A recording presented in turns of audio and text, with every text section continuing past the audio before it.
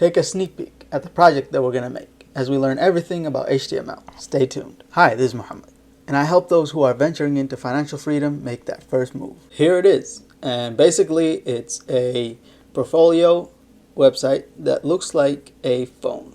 I've designed it to look like a phone, and I've used only HTML to create all this. I designed it and everything using HTML. And basically, when we go through and recreate all of this, we're going to be learning every single thing that you need to know to be professional in HTML. And we can take a look around here. It looks exactly like a phone. Like you have the battery saver here, battery indicator, Wi-Fi, and notifications, time, weather, date. And here it's the Google search bar that you can find on most phones.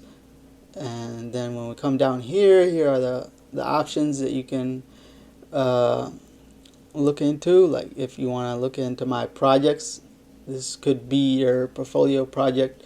Once you start creating projects as a web developer or programmer, and you can create a design similar to this or use my design, I don't mind.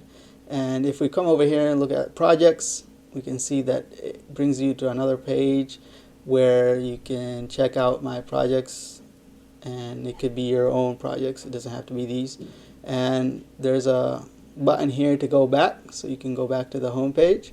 You can look at the gallery, you can put in your photos, anything that would relate to whatever you want to present in your portfolio. And contact me page, you can put your information there, and then pending projects that you can show off what you're working on or what you're going to be doing in the future. So that's the whole website, or the whole portfolio website that I created using HTML.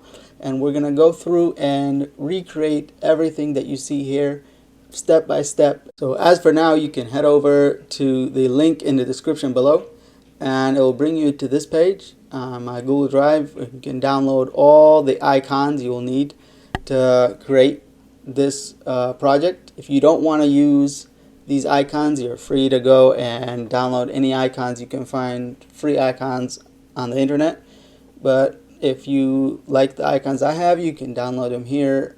You can just use the link in the description below. It will bring you to my Google Drive.